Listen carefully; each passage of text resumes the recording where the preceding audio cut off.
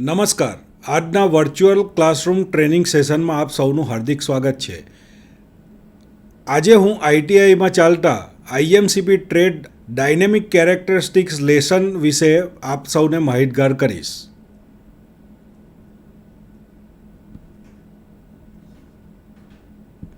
Dynamic characteristics measured વેરિયેબલમાં થતા ફેરફારોને ઇન્સ્ટ્રુમેન્ટ ક્યારેક જ તાત્કાલિક પ્રક્રિયા આપે છે, કારણ કે ઇન્સ્ટ્રુમેન્ટમાં તેમના દળ, થર્મલ કેપેસિટન્સ, ફ્લુઇડ કેપેસિટન્સ અથવા ઇલેક્ટ્રિક કેપેસિટન્સ જેવા કારણોને લીધે ઢીરાપણું અથવા સ્લજીસનેસ જેવી લાક્ષણિકતાઓ રહેલી હોય છે.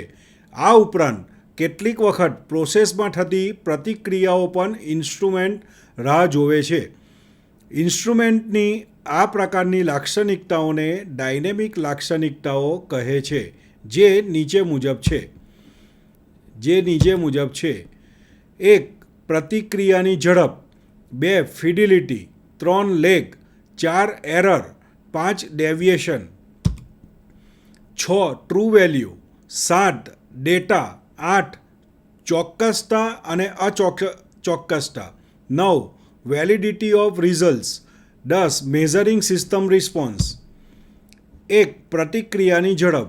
મેઝર ક્વોન્ટિટીમાં થતા ફેરફારોને ઇન્સ્ટ્રુમેન્ટ જે ઝડપથી પ્રતિક્રિયા આપે છે તેને સ્પીડ ઓફ રિસ્પોન્સ કહે છે. ફિડિલિટી. મેઝર વેરિયેબલ્સમાં થતા ફેરફારોને ઇન્સ્ટ્રુમેન્ટ ડાયનેમિક એરર વગર દર્શાવે છે તેને ફિડિલિટી કહે છે. લેગ. મેઝર ક્વોન્ટિટીમાં થતા ફેરફારોને ઇન્સ્ટ્રુમેન્ટ દ્વારા પ્રતિક્રિયા આપવામાં વાર લાગે છે તેને લેગ કહે છે. 4. એરર. કોઈપણ રાશિની માપેલી વેલ્યુ અને તેની ટ્રુ વેલ્યુ વચ્ચેના તફાવતને એરર કહે છે. જો માપેલી વેલ્યુ ટ્રુ વેલ્યુ કરતાં વધારે હોય તો તેને પોઝિટિવ એરર કહે છે અને જો એ ઓછી હોય તો તેને નેગેટિવ એરર કહે છે. જ્યારે એરરને ટ્રુ વેલ્યુની ટકાવારીમાં દર્શાવવામાં આવે છે ત્યારે તેને પર્સન્ટેજ એરર કહે છે. સામાન્ય રીતે ત્રુટિઓ નીચે મુજબ 3 પ્રકારની હોય છે. 1. મિસ્ટેક, 2. સિસ્ટમેટિક એરર અને 3. Random error. આપણે 1 નંબરની વાત કરીએ, મિસ્ટેકની વાત કરીએ. આ પ્રકારની ત્રુટિ માનવીય ભૂલોને કારણે ઉદ્ભવે છે, જેને હ્યુમન એરર પણ કહે છે. રીડિંગ લેવામાં નિષ્કાળજી, રેકોર્ડિંગ નિરીક્ષણમાં થતી ભૂલ, સુધારો કરવામાં થતી ભૂલ, સાધનોનો અયોગ્ય ઉપયોગ અને ગણતરી કરવામાં થતી ભૂલોનો આ પ્રકારની ત્રુટિઓમાં સમાવેશ કરવામાં આવે છે. આ ત્રુટિઓને ગણિતીય રીતે સુધારી શકાતી નથી. આ પ્રકારની ત્રુટિઓ રીડિંગ લેવામાં કાળજી રાખીને અથવા ડેટાનું રેકોર્ડિંગ કરીને દૂર કરી શકાતી નથી. કોઈપણ રાશિનું માત્ર એક રીડિંગ ન લેતા ઇન્સ્ટ્રુમેન્ટને જે પરિસ્થિતિમાં વાપરવાનું હોય તેમાં અલગ અલગ 3 વખત રીડિંગ લેવા જોઈએ. આ એરર ગ્રોસ એરર તરીકે પણ ઓળખાય છે. નંબર 2. Systematic error. આ પ્રકારની ત્રુટિઓ ઘણીવાર બાયસ તરીકે પણ ઓળખાય છે. તે રાશિના બધા માપન ઉપર અસર કરે છે તેમજ ઇન્સ્ટ્રુમેન્ટના ઓપરેટિંગ પોઇન્ટના સતત એક સરખા ડેવિએશનને સિસ્ટમેટિક એરર કહે છે. હવે એના પણ 2 પ્રકાર છે. નંબર 1. ઇન્સ્ટ્રુમેન્ટલ એરર અને નંબર 2. Environmental error.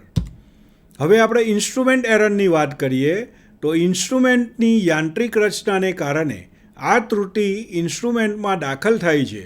બેરિંગમાં ઘર્ષણ, સ્પ્રિંગનું અસમાન ખેંચાણ, ઇન્સ્ટ્રુમેન્ટના અયોગ્ય ઉપયોગ અને ઓવરલોડિંગના કારણે સ્પ્રિંગના ખેંચાણમાં વધારો અથવા ઘટાડો વગેરે કારણે આ ત્રુટિ દાખલ થાય છે. તેને દૂર કરવા માટે ચોક્કસ મેઝરમેન્ટ કરવા માટે યોગ્ય ઇન્સ્ટ્રુમેન્ટ પસંદ કરવું. ઇન્સ્ટ્રુમેન્ટલ એરર શોધ્યા પછી કનેક્શન ફેક્ટર લાગુ પાડવા અને પછી ઇન્સ્ટ્રુમેન્ટનું સ્ટાન્ડર્ડની સરખામણીમાં કેલિબ્રેશન કરવું. નંબર 2. Environmental error. ઇન્સ્ટ્રુમેન્ટને જે વાતાવરણમાં રાખવામાં આવે તેમાં ફેરફાર થવાથી આ ત્રુટિ ઉત્પન્ન થાય છે, જેમ કે તાપમાન, ભેજ, બેરોમેટ્રિક પ્રેશર, મેગ્નેટિક અથવા ઇલેક્ટ્રોસ્ટેટિક ફિલ્ડ વગેરેમાં ફેરફાર થવાથી આ પ્રકારની ત્રુટિ ઉત્પન્ન થાય છે, જેને દૂર કરવા માટે નીચે પ્રકારના મુદ્દાઓ ધ્યાનમાં લેવું જરૂરી છે. નંબર 1, એર કન્ડિશનનો ઉપયોગ કરવો જોઈએ. નંબર 2, ઇન્સ્ટ્રુમેન્ટના ચોક્કસ ભાગોને સંપૂર્ણ રીતે સીલ કરવા. નંબર 3, મેગ્નેટિક સીલનો ઉપયોગ કરવો. હવે ત્રીજા પ્રકારની એરર, જેને આપણે કહીશું રેન્ડમ એરર. આ પ્રકારની ત્રુટિના કારણો જાણી શકાતા નથી અથવા શોધવા મુશ્કેલ હોય છે. આ પ્રકારની ત્રુટિ આકસ્મિક હોય છે અને સામાન્ય રીતે નાની હોય છે. આ ત્રુટિઓ શક્યતાના નિયમોને આધારે ગણિતીય રીતે આવે છે. Dynamic error. ધારો કે સ્ટેટિક એરર નથી, તો સમય સાથે બદલાતી ક્વોન્ટિટીની ટ્રુ વેલ્યુ અને ઇન્સ્ટ્રુમેન્ટ દ્વારા દર્શાવતી વેલ્યુ વચ્ચેના તફાવતને ડાયનેમિક એરર કહે છે. એરરનો સ્ત્રોત. ઇન્સ્ટ્રુમેન્ટની ડિઝાઇન અને બનાવટમાં ધ્યાનમાં રાખવા છતાં બીજા અમુક સ્ત્રોત દ્વારા ઇન્સ્ટ્રુમેન્ટમાં ત્રુટિ દાખલ થઈ શકે છે, જે નીચે મુજબ હોય છે. 1. પ્રોસેસ પેરામીટર્સ અને ડિઝાઇન કન્ડિશનમાં અપૂરતા નોલેજને કારણે. 2. ખરાબ ડિઝાઇનના કારણે. 3. અવાજ અને ઘોંઘાટના કારણે. 4. પ્રોસેસ પેરામીટરમાં થતા ફેરફાર, અનિયમિતતાઓ અને અસ્થિરતાના કારણે. હવે નંબર 5, ડેવિએશન. કંટ્રોલ કન્ડિશનના માપેલ મૂલ્ય અને સેટ વેલ્યુ વચ્ચેના તફાવતને ડેવિએશન કહેવામાં આવે છે. જ્યારે માપેલ મૂલ્ય સેટ વેલ્યુ કરતાં વધારે હોય છે ત્યારે પોઝિટિવ સાઇન વપરાય છે અને જ્યારે ઓછું હોય છે ત્યારે નેગેટિવ સાઇન વપરાય છે. સરેરાશ ડેવિએશન. એબ્સોલ્યુટ ડેવિએશનના સરવાળાને તેની સંખ્યા વડે ભાગવામાં આવે ત્યારે સરેરાશ ડેવિએશન મળે છે. તેને પ્રોબ્લેમ એરર પણ કહે છે. હવે સ્ટાન્ડર્ડ ડેવિએશન. તે ડેવિએશનના વર્ગના સરેરાશનું વર્ગમૂળ છે. આ રાશિ ડેટાના સેમ્પલનું ચોકસાઈવાળું માપ દર્શાવે છે. તે સરેરાશ વર્ગ ત્રુટિ તરીકે પણ ઓળખાય છે. Number 6, true value. મેઝર્ડ વેરિયેબલની ક્ષતિરહિત વેલ્યુને ટ્રુ વેલ્યુ કહે છે. એટલે કે true value is equal to ઇન્સ્ટ્રુમેન્ટનું રીડિંગ માઇનસ સ્ટેટિક એરર. હવે સ્ટેટિક એરર. કોઈપણ રાશિની માપેલી વેલ્યુ અને તેની ટ્રુ વેલ્યુ વચ્ચેના આંકડાકીય તફાવતને મેઝરિંગ ઇન્સ્ટ્રુમેન્ટની સ્ટેટિક એરર કહે છે. 7. ડેટા.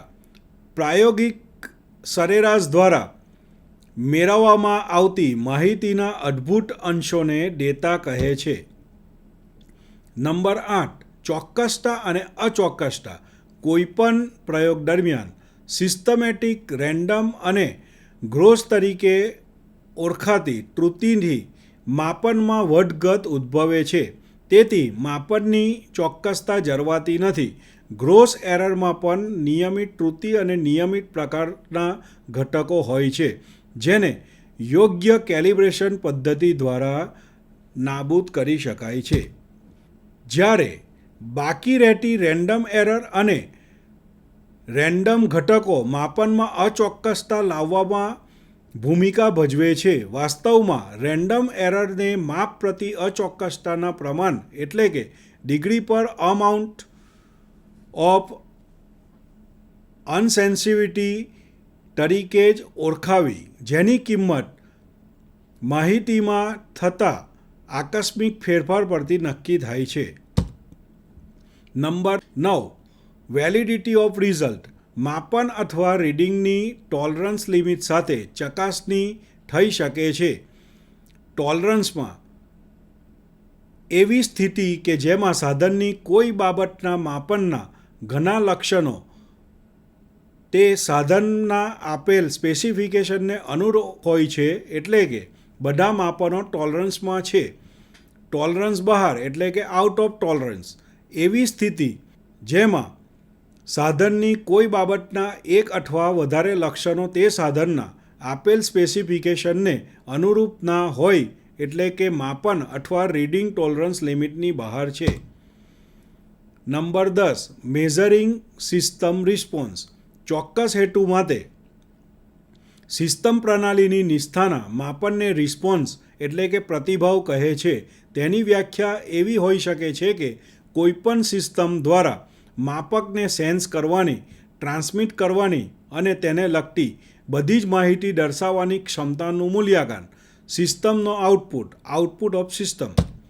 સિસ્ટમના આઉટપુટનો આધાર તેની રિસ્પોન્સ લાક્ષણિકતાઓ પર રહેલો છે, જે નીચે મુજબ છે: amplitude, frequency response, phase response, slow rate response. Amplitude response. સિસ્ટમના વર્તનના બધા ઇનપુટ માટે એમ્પ્લિટ્યૂડ સંદર્ભમાં અભ્યાસ કરવામાં આવે છે. સામાન્ય રીતે સિસ્ટમના આઉટપુટનો આધાર સિસ્ટમના ગેઇન પર રહેલો હોય છે. સિસ્ટમનો ગેઇન બધી જ રેન્જ માટે અચળ હોતો નથી. એવી કોઈપણ સિસ્ટમ ઉપલબ્ધ નથી કે જે એમ્પ્લિટ્યૂડની અમર્યાદિત રેન્જ પર વિશ્વસનીય રિસ્પોન્સ આપી શકે. આપણે અહીં આકૃતિ જોઈ શકાય છે. આકૃતિમાં દર્શાવ્યા મુજબ સ્ટ્રેન મેઝરિંગ સિસ્ટમમાં વોલ્ટેજ એમ્પ્લિફિકેશનનો એમ્પ્લિટ્યૂડ રિસ્પોન્સ દર્શાવે છે. આ જે આપણે ગ્રાફ જોઈએ છે, તો જે ગ્રાફ દર્શાવે છે કે 0.01 વોલ્ટથી ઉપરના ઇનપુટ માટે એમ્પ્લીફાયર ઓવરલોડ થઈ જાય છે અને એમ્પ્લિફિકેશન સીધી રેખામાં મળે છે. Frequency response. સિસ્ટમના વર્તનનો બધા ઇનપુટ માટે ફ્રીક્વન્સીના સંદર્ભમાં અભ્યાસ કરવામાં આવે છે. ઇનપુટની ફ્રીક્વન્સીમાં ફેરફાર દ્વારા સિસ્ટમના આઉટપુટ મેગ્નિટ્યૂડમાં ફેરફાર થવો જોઈએ નહીં. ઇનપુટ એમ્પ્લિટ્યૂડ કોઈપણ ફેરફાર કરવામાં આવતો નથી. Phase response. એમ્પ્લિટ્યૂડ અને ફ્રીક્વન્સી રિસ્પોન્સ બધા જ પ્રકારના સાદા કે જટિલ ઇનપુટ વેવફોર્મ માટે ખૂબ જ અગત્યના છે, પરંતુ ફેઝ રિસ્પોન્સ માત્ર જટિલ વેવફોર્મ માટે જરૂરી છે જ્યારે કોઈપણ મેઝરિંગ સિસ્ટમ મારફત સિગ્નલના ટ્રાન્સમિશન દરમિયાન વિલંબ થાય છે, ત્યારે ઇનપુટના સંદર્ભમાં આઉટપુટ ફેઝમાં ફેરફાર થઈ શકે છે.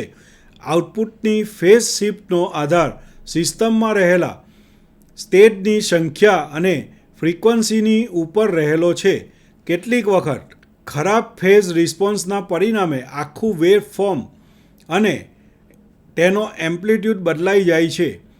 નીચેની આકૃતિમાં અગાઉના જ એમ્પ્લીફાયર માટે ફેઝ વિરુદ્ધ ફ્રીક્વન્સીનો બીજો ગ્રાફ દર્શાવેલ છે, જે આપ સૌ જોઈ શકો છો.